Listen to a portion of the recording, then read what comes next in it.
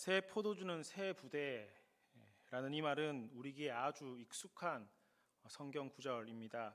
변화와 혁신을 이야기할 때 많이 사용되고 또 교회를 다니지 않는 사람들이라 할지라도 새 포도주는 새 부대라는 이런 말들을 통해서 변화와 혁신을 요청하고 강구하기도 합니다. 바로 새 포도주는 새 부대라는 이 원본 구절의 원본이 바로 오늘 우리가 함께 읽었던 본문 말씀입니다. 그런데 예수님께서 이 말씀을 하시게 된 경위가 있는데 말씀을 읽어보셔서 아시겠지만 그것은 금식에 대한 논쟁이 있었고 이 금식에 대한 논쟁 가운데 우리 주님께서 이 말씀을 하신 것입니다. 당시 예수님은 뉴스 메이커이신지라 예수님의 행동 하나하나가 큰 이슈가 되었고 사회에 큰 파장이 되었습니다. 오늘 본문의 이 금식에 대한 논쟁에 앞서 예수님께서는 세리 마태의 집에 가시게 되었는데 이 역시 당시 유대 사회에는 큰 뉴스거리였습니다. 오늘 읽은 본문 바로 위를 한번 보시면 예수님께서 세리 마태의 집에 가셨던 이야기들이 기록되어 있습니다. 당시 세리는 모든 유대인들의 공공의 적이었습니다. 이 로마 당국은 식민지였던 유대인들에게 과중한 세금을 부담시켰고 또 이런 로마 당국의 앞잡이로 유대인들의 세금을 뜯어내었던 자들이 바로 세리였습니다. 그러니 세리는 오늘날로 따지면 친일파, 앞잡이 이렇게 생각하셔도 무방하리라 생각이 되어집니다. 그러니 훌륭하다고 대단하다고 우리 민족을 구원하실 거라고 생각했던 예수님께서 세리의 집을 방문하셨고 또 그런 세리를 예수님의 최측근 제자로 삼으셨다라는 이야기를 듣게 되었을 때 많은 사람들이 의아해하였습니다. 더욱이 어떻게든 예수님을 꼬투리 잡고자 했던 바리새인들은 이 일을 계기로 예수님에게 질문하게 되었고 그래서 말씀하시기를 어떻게 세리와 죄인들과 함께 식사할 수 있습니까? 이렇게 물으며 예수님을 비난하기도 하였던 것입니다. 그때 예수님께서 그들에게 말씀하시기를 병든 자에게 의사가 필요한 것 아니냐? 내가 원하는 것은 긍휼이다. 나는 긍휼한 마음으로 이곳 세리의 집에 왔으며 나는 이 긍휼한 마음을 품고 이 땅에 오게 되었다라고 말씀하셨던 것입니다. 이 긍휼, 여러분 참으로 우리의 마음을 따뜻하게 하는 단어 아니겠습니까? 하나님께서 나를 긍휼히 여기신다. 하나님께서 나를 긍휼히 바라보신다. 세상 사람들을 나를 비난하고 나를 욕하고 나를 모함한다 할지라도 하나님은 나를 긍휼히 여기신다. 여러분 이 사실이 우리의 마음을 얼마나 따뜻하게 하고 또 우리의 마음을 벅차게 하고 우리의 마음을 가슴 뛰게 하는 것이겠습니까? 당시 나를 긍휼히 여기신다 이 말은 손가락질 받던 세리 마태의 삶을 완전히 바꾼 단어였고 이 단어는 오늘 역시 우리에게도 소망이 되는 그런 단어가 되는 것입니다. 하지만 이런 예수님의 행보를 못마땅하게 여겼던 사람들이 바리새인들만 있었던 것이 아니었습니다. 오늘 본문 말씀을 보면 세례 요한의 제자들 역시 예수님께서 하셨던 그런 여러 가지 행동들에 대해서 못마땅하게 생각을 하셨습니다. 그래서 예수님께 나와 이야기를 합니다. 우리와 바리새인들은 금식을 하는데 어찌하여 당신의 제자들은 금식하지 아니하나이까? 이렇게 예수님께 물어보고 있습니다. 좋은 표현 같지만 쉽게 직설적으로 표현하자면 예수님 당신과 당신의 제자들의 신앙 상태가 경건하지 못하다 이 이야기를 했던 것입니다. 당신과 당신의 제자들의 모습이 다른 사람들 보기에 합당하지 않다 이 이야기를 했다라는 것입니다. 금식은 당시에 유대인들의 경건을 나타내는 수단이었습니다. 그래서 그들은 의무적으로 금식을 했고 또한 자신을 더 경건하게 보이기 위해서 정해진 금식 외에 과외적으로 금식을 더하여 나의 경건을 세상 가운데 나타내기도 하였던 것입니다. 물론 여러분 금식이 잘못된 것이 아닙니다. 문제는 이 유대인들이 했던 이 금식이 과장되고 형식화되었다라는 것 여기에 문제가 있었던 것입니다. 그리고 당시 그곳에는 예수님의 제자들 가운데 이 세례 요한의 제자들도 함께 있었습니다. 그러니 원래는 세례 요한의 제자였는데 스승이었던 세례 요한의 제가를 받아 예수님의 제자가 되었던 자들이 있었습니다. 안드레와 요한이 바로 세례 요한의 제자였다가 예수님의 제자가 되었던 그런 사람들이죠.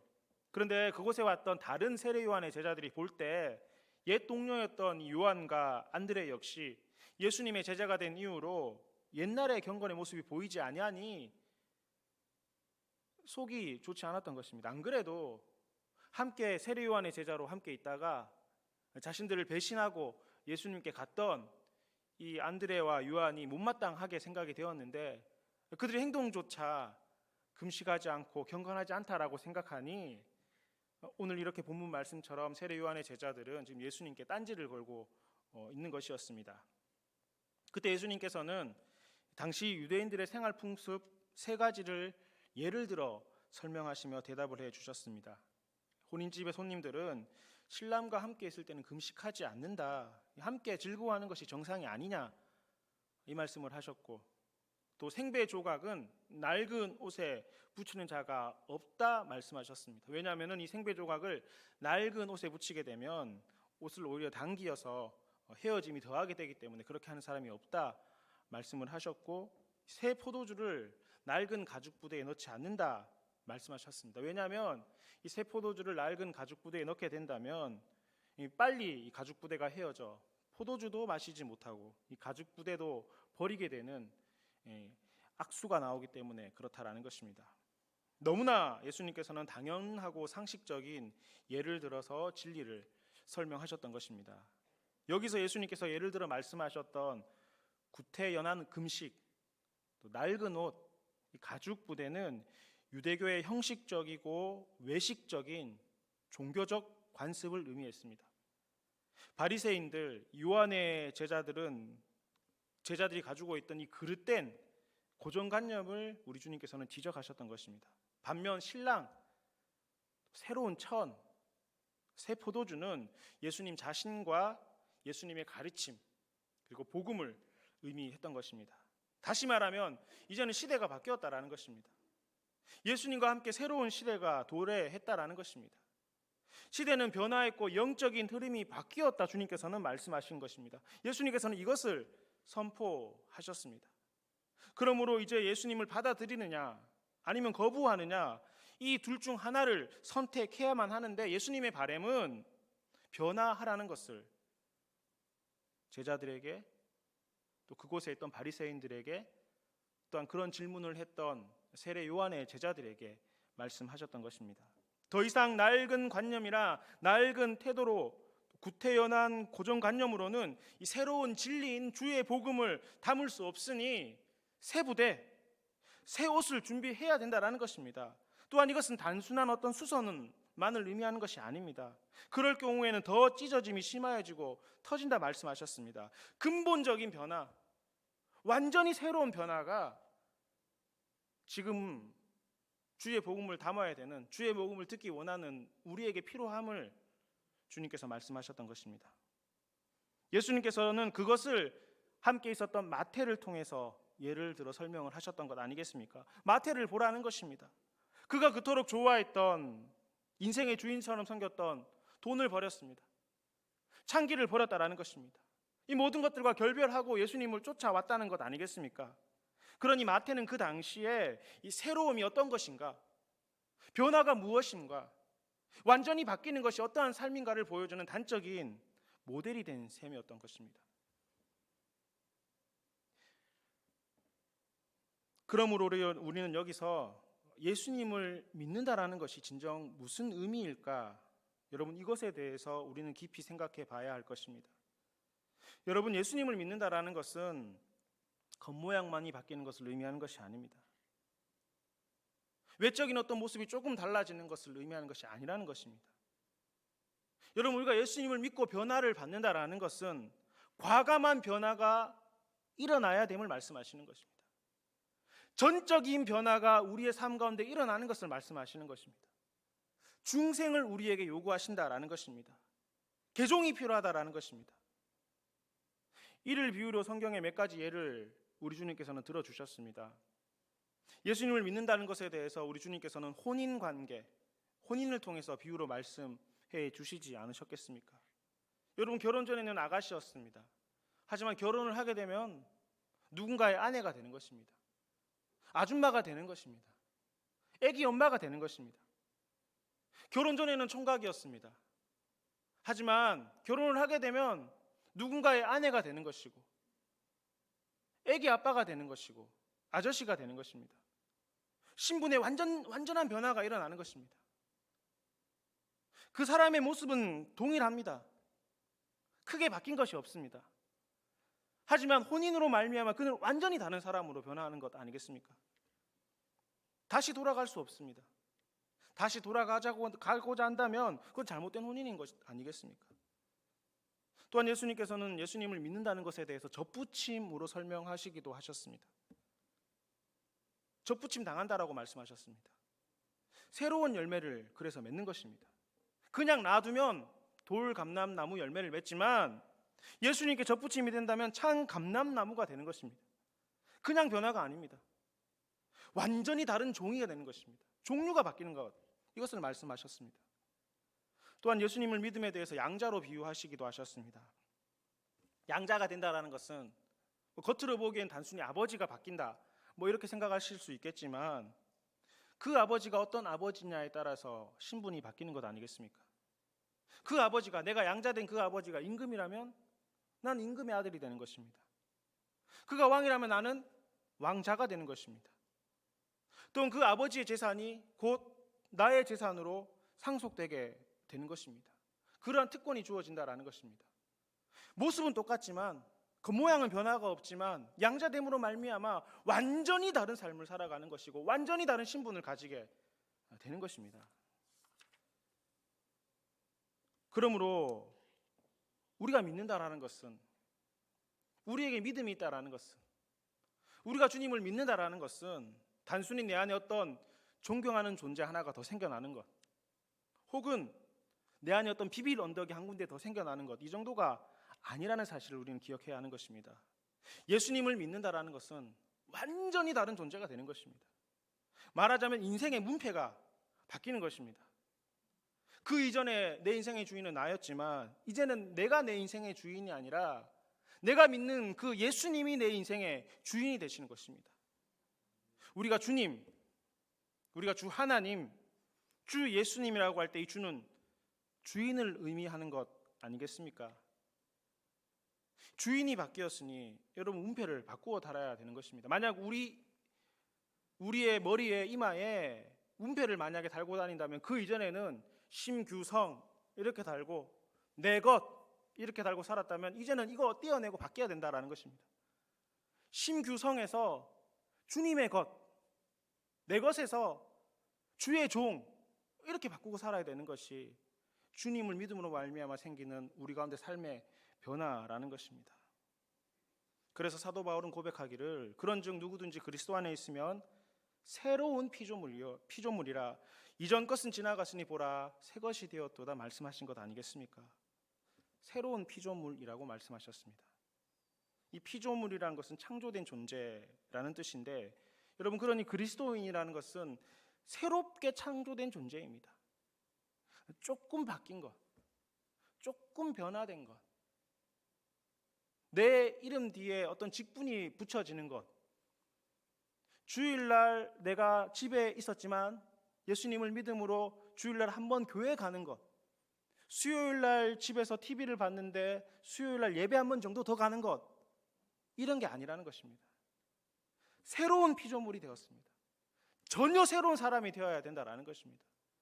이전의 모습을 벗어버리고 완전히 새로운 사람으로 바뀌는 것, 이게 새로운 피조물, 이 단어의 원뜻이 된다라는 것입니다. 여러분, 이 전혀 다른 존재가 되었다라는 것, 이것을 우리는 결코 잊어서는 안 됩니다. 그러므로 사랑하는 성도 여러분, 우리 모두는 새롭게 창조된 새로운 존재, 새로운 피조물임을 온전히 기억하시고 살아갈 수 있기를 간절히 바랍니다.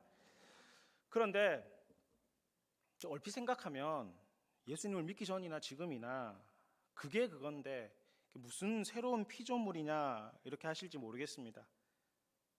그러나 여러분 이것은 육체를 이야기하는 것이 아닙니다. 또한 윤리나 도덕적인 차원에서 선해진다, 착해진다 이런 개념이 아닙니다. 우리가 새로운 피조물이 된다라고 이렇게 이야기하면 많이들 오해하는 게 이전보다는 좀 착한 삶을 살아가는 것, 이전보다는 좀 더 윤리적인 삶을 살아가는 것, 또 이전에 내 안에 있었던 어떤 생활의 습관 가운데 잘못된 것들 조금 버리고 종교적인 어떤 삶의 모습을 갖추는 것 정도를 새로운 피조물이 되었다라고 생각하는 경향이 있지만 여러분, 이것은 그런 의미가 아닙니다. 이것은 우리 안에 새로운 피조물이 된다라는 것은 죄로 인해 죽을 내 영에 관한 것입니다. 그러니까 육체에 관한 것이 아니라는 것입니다. 영이 살아났다라는 것입니다. 잃어버렸던 하나님과의 관계가 회복되었다라는 것을 말하는 것입니다. 하나님과 바른 관계로 서게 되었다라는 것입니다. 이걸 다른 말로 재창조라고 말씀하는 거겠죠. 그리고 이것은 여러분 중요한 것인데, 이것은 내 스스로 이루어낸 것, 나의 노력으로 이루어낸 것이 아니라 오직 하나님의 능력으로 말미암아, 나의 의지로 이루어진 것이 아니라 하나님의 강권하시는 역사하심으로 말미암아 우리 안에 일어난 변화라는 것입니다. 어떤 분의 말대로 내가 예수 믿으리라고는 상상도 못했는데, 또 어떤 분들은 그런 이야기를 하시죠. 나 같은 사람이 하나님의 자녀가 되리라고는 생각도 못했다, 뭐 이런 이야기들을 종종 듣게 되는데, 여러분 바로 이런 사람이 진짜 예수님을 믿는 것입니다. 상상도 못했던 일이 우리에게 일어났기 때문에 그런 것입니다. 그렇습니다. 우리가 믿는 것은 믿고자 노력하여 얻는 것이 아닙니다. 공부해서 혹은 이해해서 혹은 논리적으로 받아들여지기 때문에 믿은 것이 아닙니다. 여러분, 그냥 믿어진 것입니다. 그냥 얻어진 것입니다. 떡하니 그냥 믿어졌습니다. 말로 설명하기가 어렵지 않겠습니까? 하나님을 내 아버지로 믿어졌습니다. 하나님이 함께 하신다는 것이 그냥 믿어집니다. 예수님께서 내 죄를 위해서 돌아가셨다는 사실이, 그래서 그로 말미암아 내 죄가 용서받았다는 사실이 그냥 떡 믿어지는 것입니다. 그러므로 여러분, 기적 중의 기적은 홍해가 갈라지고 만나와 메추라기가 우리에게 생겨나고 우리의 질병이 고쳐지고 우리 삶에 어떤 획기적인 변화가 일어나는 것, 이게 아니라 기적 중의 기적은 우리가 예수님이 믿어진다라는 것입니다. 여러분, 이게 기적이고 이게 모든 사람들에게 주어진 가장 놀라운 은혜라는 것입니다. 지금은 작고하셨지만 원로 코미디언이셨던 구봉서 씨, 교회 직분으로 따지자면 장로님이시죠. 구봉서 장로님께서 간증하시던 간증을 한번 들었던 적이 있습니다. 뭐 여러 가지 많은 이야기들을 장로님께서 하셨는데, 장로님 원래 신앙생활을 하셨던 분이 아니시더라고요. 저는 그분이 평양에서 오셔서 원래 믿음이 좋으신 분이신 줄 알았는데 그게 아니라 자기가 몸이 좋지 않아 가지고 다쳐 가지고 누워 있는데, 이 자기 아내가 신앙이 참 좋았는데 온누리 교회를 다니셨다라고 하시더라고요. 그래서 다치셔 가지고 아내가 믿음이 좋아 가지고 교회에 기도 요청을 하고 그래서 신방을 오게 되었는데, 그 신방 가운데 이 말씀을 듣고 신앙생활을 시작하시게 되셨다, 그렇게 말씀을 하시더라고요. 이제 그렇게 신앙생활을 시작하셨답니다. 신앙생활을 시작하고 또 교회에서 이것저것 하라고 하니까 그렇게 여러 가지 하면서 또 성경 공부를 참석을 하셨다라는 것입니다. 성경 공부를 참석을 했는데, 뭐 성경 공부라는 것이 뭐 1대1로 하는 게 아니지 않습니까? 여러 사람이 이렇게 소그룹이 모여서 함께 성경 공부를 하는데, 함께 성경 공부를 했던 한 청년이 성경 공부하시는 목사님에게 질문을 했다라는 것입니다. 목사님, 제가 뭐 이렇게 다니는데 도저히 믿어지지 않는 게 있습니다. 예수님께서 어떻게 동정녀 마리아에게서 어떻게 태어나실 수가 있겠습니까? 이건 뭐 도저히 논리적으로 또 우리의 상식으로는 받아들일 수 없는 것 아니겠습니까? 이거 어떻게 믿어야 됩니까? 이런 질문을 한 청년이 성경 공부 인도하시는 목사님에게 하셨나 봅니다. 그 목사님께서는 뭐 이런저런 여러 가지 이유를 말씀하시고 또 성경책에 성경의 이야기를 들으시면서 이렇게 설명을 하시는데, 이 구봉서 장로님, 당신은 구집사님이셨겠죠. 집사님께서 들으시기에는 별로 그 청년이 이렇게 잘 듣는 것 같지도 않고 이해를 못해 보이는 것처럼 그래 보였답니다. 그래서 목사님께서 하시는 말씀을 딱 끊고 구집사님께서 그렇게 말씀하셨답니다. 이 친구야, 마리아 남편 요셉도 믿는데 네가 무슨 말이 이렇게 많아? 이렇게 이야기를 했다라는 겁니다. 제가 요 갈로를 열고 웃음이라고 적어놨는데 웃어주셔서 감사드립니다. 여러분, 이거 말이 되는 것 아니겠습니까? 마리아 남편이 믿는데, 아니 그 남편이 믿는다는데 우리가 무슨 말이 그렇게 많겠습니까? 근데 여러분, 이게 설명한다고 해서 우리가 믿어지는 것이겠습니까? 여러분, 그 믿음에 대해서 나는 확실하게 설명하실 수 있다는 분 여기 계십니까? 근데 다 믿어지시지 않습니까? 그럼 믿어지는 겁니다. 그냥 믿어지는 거예요. 다르게 어떻게 설명할 말이 없는 것입니다. 당시 구봉서 장로님께서도 그 말씀을 하시더라고요. 성경에 대해서 잘 몰랐지만 그냥 믿어졌다라는 것입니다. 어떤 이유, 어떤 근거, 어떤 논리가 있어서가 아니라 그냥 하나님께서 그렇게 믿어지게 하셨던 것 같다, 그 이야기를 하시는 것을 듣고 저도 참 많은 은혜를 받았던 기억이 납니다. 이렇게 예수님이 동정녀 마리아에게서 태어나신 것이 믿어지고, 하나님이 우리를 창조하셨음을 믿어지고, 성령님께서 우리와 동행하심을 믿는 것, 여러분, 이게 성경이 이야기하는 믿음인 것이고, 이것이 새로운 피조물이 된 우리의 모습 가운데 있는 것입니다. 그런데 여러분, 이렇게 새롭게 피조물이 된 사람 가운데에게는 후속적인 결과가 나타나게 되는 것입니다. 삶의 틀이 바뀌는 것입니다. 가치관이 완전히 변하는 것입니다. 전혀 새로운 가치관이 우리의 머리 가운데 장착이 되는 것입니다. 우리의 뇌 모양과 뇌 구조는 똑같은데 전혀 새로운 프로세서가 우리의 생각 가운데 심어지게 되는 것, 이러한 후속 결과가 새로운 피조물이 된 우리에게는 일어난다는 것입니다. 오늘 본문 말씀처럼 내 인생에 새로운 옷감이 바뀌어지고 새 부대가 되는 것입니다.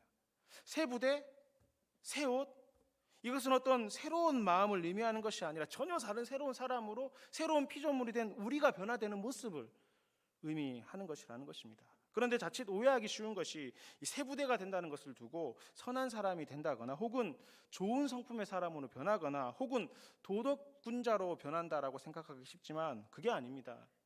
여러분, 한번 생각해 보십시오. 일반적으로 리더십, 또 성품 교육의 이 중심에는 사람이라는 것이 있지 않겠습니까? 세상이 이야기하는 리더십들은 인간 중심적입니다. 사회가 요구하는 더 나은 인물로 변화하는 것을 의미합니다. 물론 그런 사회적인 리더십과 훈련들 가운데는 성경을 인용으로 드는 교육들도 많이 있지만 다분히 그것은 상업적 측면이 내재되어 있고 사회가 원하는 인간으로 만들어지는 것에 불과한 것입니다. 자신의 가치를 높여서 사회적으로 좀 더 비싼 값에 팔리고자 하는 사람의 욕구가 거기에 내장되어 있는 것입니다. 하지만 여러분, 새로운 피조물이 된다는 것은 좀 더 나은 사람이 되는 것, 사회에서 필요한 어떤 모습으로 변화하는 것, 도덕군자, 성인군자가 되는 것이 아니라 훨씬 더 상위에 있는 개념이고 훨씬 더 고차원적인 것입니다. 전혀 새로운 사람이 되는 것이니까요. 아시다시피 여러분, 바울은 회심하기 이전에도 촉망받는 젊은이였습니다. 태어날 때부터 로마의 시민권 가지고 있는 사람이었습니다. 금수저였죠. 학문으로는 당대 최고라고 불렸던 가말리엘 문화의 제자였습니다. 가말리엘의 제자, 이 한마디로 그의 학문에 대해서는 더 이상 말할 것이 없는 그런 신분이었습니다. 근데 참 이 바울이라는 분이 더 대단하신 분이라는 것은 배움도 뛰어나고 집안도 좋은데 그의 삶조차 완벽했다라는 것 아니겠습니까? 스스로 말하기를 나는 완벽한 유대인이다, 나는 완벽한 바리새인이라고 이야기할 정도로 그의 삶의 모습까지도 완벽한 사람이었습니다. 그러니 보십시오, 이미 바울은 좋은 사람이었습니다. 사람들이 원하는 모든 것을 가진 사람이었습니다. 그런데 바울은 이 모든 것들을 배설물로 여겼다고 고백하지 않겠습니까? 이게 소용이 없고 이게 정말 냄새가 나는 것이라고 배설물이라고 이야기했던 그런 게 아닙니다. 예수님으로 말미암아 새로운 피조물이 되고 나니, 새로운 옷감이 되고 새 부대가 되고 나니 가치관이 바뀌었다라는 것입니다. 내 안에 새로운 프로세서가 지금 심어졌다라는 것입니다. 전혀 다른 생각이 내 안에 들어왔다라는 것입니다. 이전 것이 필요 없고 이전 것이 나쁘고 이전 것이 배설물처럼 냄새나는 것이라고 해서 이게 나빠진 게 아니라 더 좋은 게 들어오니까 그게 비교적으로 낮아져 버린 것 아니겠습니까? 내 지식, 나의 출신, 내가 가지고 있는 배경으로는 주의 복음을 담아낼 수가 없음을 알고 그는 새로운 옷, 새 부대가 되었던 것입니다. 너무나 귀한 복음, 하나님의 말씀을 담기 위해서, 복음을 얻기 위해서, 복음의 말씀이 심겨지기 위해서 내 안에 새로운 삶의 가치관으로 변화되었던 것이고, 삶의 틀을 변화시킨 것이고, 그래서 그의 인생의 문패는 바울에서 주의 종으로 바뀐 것 아니겠습니까? 사랑하는 대치동교회 가족 여러분, 오늘 우리는 어떻습니까? 우리가 새 술은 새 부대에 담아야 된다 이야기를 하고, 변화를 이야기하고, 성화를 이야기하는데, 지금 오늘 우리 안에는 내 삶의 새로운 가치관으로 삶의 틀을 지금 획기적으로 변화시키고 있느냐 하는 것입니다. 겉모습 조금 더 치장하고, 좀 더 건강한 몸으로 만들어가고, 지식적으로 좀 더 쌓아나가는 이런 것들이 아니라, 단순히 평소에 주일날에는 집에 쉬고 있었는데 단순히 일요일날 교회 한 번 더 오고 안 오고 이런 변화가 아니라, 정말 전혀 새로운 가치관, 전혀 다른 가치관이 우리 가운데 생겨나서 완전 다른 가치관으로 변화를 일으키고 있느냐 하는 것을 여러분에게 묻고 있는 것입니다. 여전히 헌옷 조각 같은 우리 마음에 주의 복음을 담아낼 수가 없는 것입니다. 복음도 담아내지 못하고 내 마음도 찢어지는 것입니다. 헌 가죽 부대에 주의 복음을 담아낼 수가 없습니다. 주의 복음도 쏟아져 버리고 가죽 부대도 틀어져 버리는 것입니다. 여러분, 우리 마음 가운데 주의 복음을 담으시고 싶습니까? 주의 말씀을 담기를 원하십니까? 그럼 새 부대가 되어야 되는 것입니다. 새로운 가치관을 장착하셔야 되는 것입니다. 전혀 다른 사람이 되어야 된다라는 것입니다. 우리 안에 가치관의 변화가 일어나야 되는 것이고, 우리의 삶의 틀이 완전히 바뀌어야 되는 것이고, 예수 혁명이 오늘 저와 여러분 가운데 일어나야 되는 것입니다. 얼마 전에 초등학교 저학년들에게 레크레이션을 인도한 적이 있습니다. 여러분, 제가 이래봐도 레크레이션 강사로도 가끔 다닙니다.